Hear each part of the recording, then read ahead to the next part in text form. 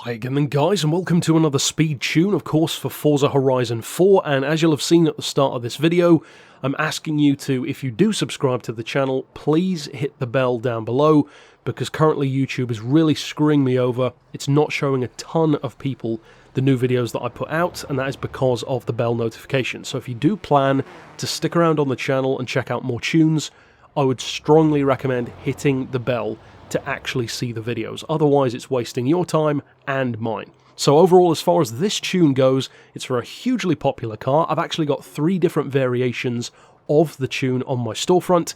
It is, of course, the Ultima GTR, the 1000 horsepower stock version. And I've done, I believe it was an S2, I've done an X tune, and I've done an X2 drag tune. Now, in terms of choosing which one you want, of course, you can just go to my storefront. Not linked to that, but the tags to find my store are down below. It's pretty easy to find me anyway. You could even just add me as a friend or something. But once you choose that one, of course, that's easy. You can just slap the tune straight on your car and start using it. If, though, you want to do it yourself, then of course this is the route to go down. So in particular, I'm going to show you the fully tuned Group X version with racing tyres rather than drag tyres. Now, if you take this same tune and put it on drag tyres, you can drop the 0 to 60 to 1 second and drop the 0 to 100 to like 2.9 or so with the same kind of top speed. So it does make it even quicker. However, of course, the handling does become stiffer, so you have to decide what you need. You can also decide, of course, whether or not you want the rear wing, because that improves handling, but it doesn't improve top speed. So it depends what you need from the car. Now, I often get asked, what parts do I fit to the vehicles? It's very simple, just fit all of the racing parts. The differential, the brakes, the suspension. Don't go for rally stuff, go for racing parts. If there aren't any racing parts for that particular thing, then just leave stock, because chances are that means the car already has it. So all of your racing parts, as much power as you can get, and of course I would recommend all-wheel drive.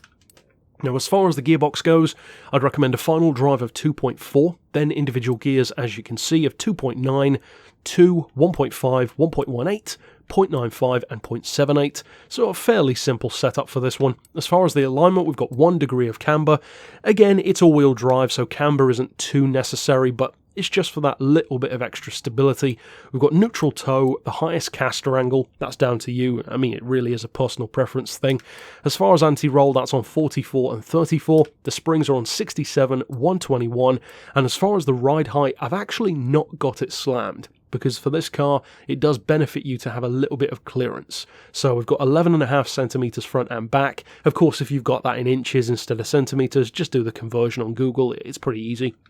As far as the dampers, we've got 9, 15, 4 and 6. The aero does not apply unless you have the wing, which, as I said, I wouldn't recommend that because this is a speed tune. So if you do decide to fit the chin splitter and the rear wing, then you will improve the handling for sure, but you can and will lose some top-end speed.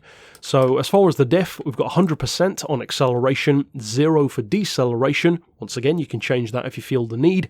And as far as the center split, it's fairly heavy on the back, 80% power going to the rear, 80% torque going to the rear in particular, and that helps with, of course, having better launch, better off-roading, but also a good amount of power going to the back instead of the front, because it'll end up being too heavy otherwise. And it's a pretty good drifter as well. So as I said, you can grab these tunes from my storefront, or you can copy this one yourself, but what you want to see is, as usual, what can it actually do in a race?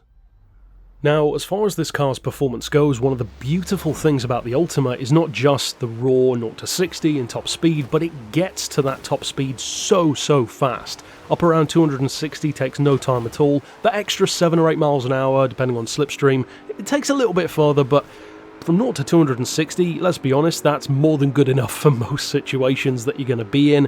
The handling is also spot on. As you'll notice on the corner of this highway, you can take it easily still doing 260. And there are relatively few cars that are as stable as this one, so it's a fantastic car to go for. It doesn't quite have the best top speed around anymore, but it's still one of the quickest all-rounders out there.